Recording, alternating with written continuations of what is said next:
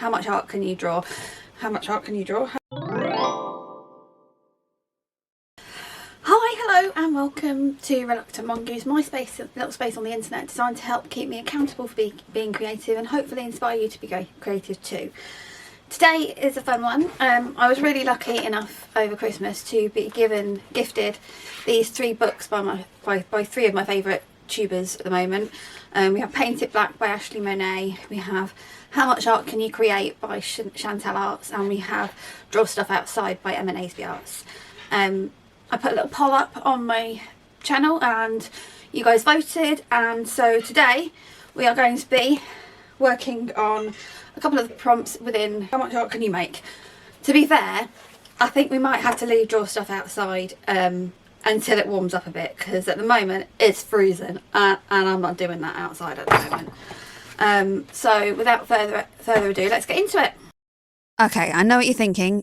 That doesn't look like How Much Art Can You Make? No, it's Black It Out, and I'm starting here because the prompt that's been making my brain itch since I read it in Chantal's book has been making me want to use my alcohol markers for it, and I don't have an awful lot of experience using alcohol markers, so I thought it would be a good plan to have a bit of a practice in this book with the alcohol markers, especially considering that it's Ashley Monet's kind of medium of choice, and she's alcohol markers for most of her illustrations and stickers that she creates, that she does them using alcohol markers. I also really don't like having colouring books without having started them, because if you leave them on the shelf without starting them, then they could stay unstarted on the shelf for ages. One of the worst things you can do is have a book that you're too scared to colour in, or too scared to write in, or too scared to use. So the best thing is to just rip off the band-aid straight away and just have a go. I promise we won't spend too long just colouring pages in before we get on to the good stuff, but I did need to practice and warm myself up a little bit. So we coloured in the Mrs. Frankenstein, Bride of Frankenstein, whatever you call her. I'm not entirely sure, to be honest. I decided to colour her in all warm tones because I think she's originally created in greys and cool tones. I did similar with the next page that I decided to do. So the next page is this cute little image of Victor and Valerie, for which is also the cover page from Black It Out. Obviously we can see that the original colours are blue and green, again kind of cool tones, so I decided to mix it up and go with very straightforward, I don't even know that that's not a word. Straightforward, simple. That's the 2 words I was smushing together. Straightforward, simple kind of colour palette. Oranges, or that sort of area, for Victor, and then purples for Valerie, and then switched them over to kind of give them a bit more cohesiveness. I did try to do a little bit better with this colouring page. You see I've left a couple of little white edges. Something I've noticed that Kira from A Pictured Purpose does is she doesn't colour straight up to the lines, so she leaves a little edge, and it just always makes her work pop a little bit more. So I tried that with this where I could. I mean, obviously alcohol markers bleed a little bit, especially on Amazon paper, so yeah, it didn't work completely how I wanted it to, but that's all part of the learning curve. And there is always a learning curve with a new medium and new different paper, and every time you use a different medium on a different paper, there's something else to learn. That's part of what I love about art, is that there is always something else to learn. Now I did finish this off, but you'll have to wait until the end to see that because I lost the footage. And now we're into the main bit of the video. So I did promise we would be going into this book. It's by the very lovely Chantal Arts, and chances are that if you're here watching this, then you are also one of her subscribers, and or you're in her Discord as well, because that's a very active group that I'm part of as well. She's so giving of her time and her creative energy, and it's a pleasure to kind of own this book and support her in my own little way, because there's not a lot I can do. I work full time. The pay isn't obviously great, especially in this economy. But anyway, I'm getting sidetracked. So the prompt I decided to do, the one that's been making my brain itch, is Who Howls in the Night. Is it a dog, wolf, or something more sinister? And since I saw that prompt, I have been wanting to draw these wolfy images. I actually drew these out, sketched these out in my sketchbook back in December, because the prompt was making me want to draw these that much, which is this is why I love prompt books so much, because they make you do things that you wouldn't necessarily have done without them. I would never have thought to draw these guys at all. It's not something that I tend to go towards. This is something completely new for me. I don't use alcohol markers. I don't really draw realistic stuff. To be fair, I haven't done flat work in a very long time. It's something I'm rediscovering about myself that I do really enjoy doing. So yeah, I sketched these guys out in September, and in order to get them onto, I decided to get them onto some marker paper, the Ohuhu marker pad, so that I wouldn't have to worry about bleed through, and I'd give myself the best chance of success with using alcohol markers. So I'm using some carbon paper to transfer the images down onto the paper that I'm then going to stick into the book later. I do think it's one of the easiest things for me to do. I probably should have used a biro so I knew where I'd been. All it really does is helps you get the basic line work down. You'll see from the dodgy imagery, it doesn't always help with the nuances of stuff, but that's stuff that you can bring in later. I just find it helps to get the main images, marks on the page. I'm one of these. If I try something first time, I usually do it better than the third or fourth time down the line, yeah. I mean, you can see that is a dodgy wolf there, but that's that done. So now we can get on to the main part of what we're doing today. I thought it would be fun to have two different wolf faces, one that's kind of nice and one that's kind of nasty. In my head, she's hangry. She's a before eating and an after eating kind of situation. We all know those situations. I'm sure we've all been there. Although what we're eating probably doesn't leave us with our mouth dripping with blood. It's just where my brain went. Yeah, that's all I can say about that. What we're doing now is just adding an alcohol marker base into the image. It's very rough. It's very sketchy. I tend to be very sketchy when I'm drawing. I'd love to be able to do cartoons and have bold line strokes and all the rest of it, but this is how I tend to be when I'm drawing. I sketch, I scribble, and it's how it works out best for me. So I'm leaning into it here, and that's kind of how I'm finding that I'm best to work. It's all a bit of a learning curve, and it's all a bit of a work in progress. That's the whole point of this channel, to be honest, is just to help me find how to best work and what I best like and all of the rest of it. I encourage you to also experiment with things that you're not confident with. It's the only way any of us are going to learn is by experimentation.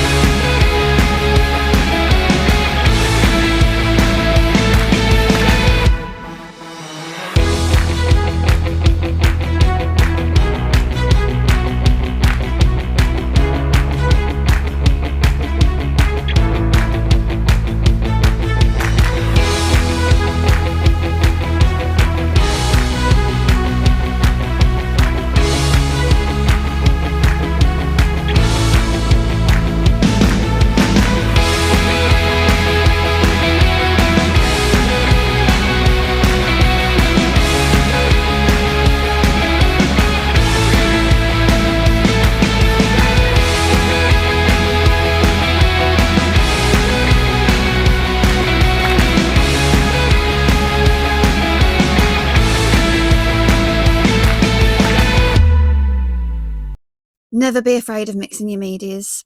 Yeah, it's something I think some people get far too elitist about.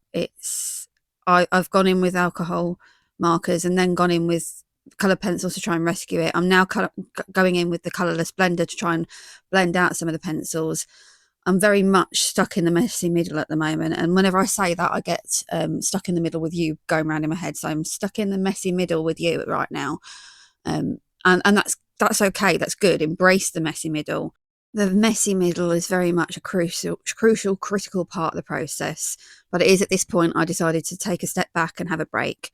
Went and found my pets. So there's Loki, looking all innocent, and we'll switch to Rowan, just sort of having a nice snooze on the sofa.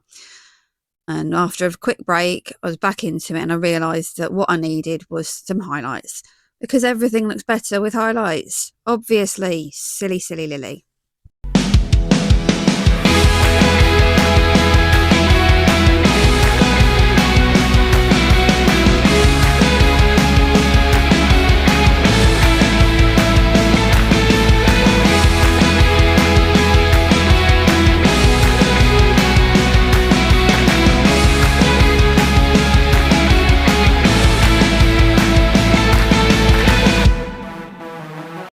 As we're near the end of doing this first piece, it looks so much better with those highlights I mentioned before. What I was doing was brushing some of them out to kind of make them more fur-like, and as you can see, it's made a massive difference, at least in my opinion. I'm super proud of this. It's like the best thing I've done in a long time, I think. I was really happy with it. And that brings us on to the other part of this double page spread. It's Hangry Wolf, and for that I did use, again, I used another reference image. And what I do with some of these images is I make them black and white so I can kind of put my own spin on it. I wanted a bit more red in this image overall, and that having it as a black and white image as opposed to a coloured image just helps me kind of get the tones right in what I'm doing. And I spent ages there looking for the word tones. What I meant was values. Values, where the lights are are light and the darks are dark. What I'm doing here is I'm starting off with a black, which is really scary because black's kind of, you can't rescue black very easily, but I wanted the value to be really exaggerated, so that's why I've gone in with that here. And I don't use much of it, but I use a little bit of it. And this one I really did struggle with because it so far removed from what I'm used to doing. I doubted myself a lot. I questioned myself a lot, and I just had to keep kind of coming back to it because I wasn't entirely sure. I had this vision in my head, and I think I got there eventually with it. But when you're doing something and you have this vision in your head and you're struggling to get it out on paper, it can be really difficult to keep yourself motivated to keep doing it. And all I would say is that if I can do it, I'm generally of the opinion that anyone can. Most of what I do is just breaking stuff down into shapes and colours and just figuring out what goes where. And I don't, maybe it's my little autistic brain. It's just, it sees that stuff quite easily. But I think that if I can do it, anyone can. And I really do encourage you to have a go. Make sure you always draw from a reference. Make sure you embrace the messy middle, like I've said before, and just keep going, keep persevering and working through it.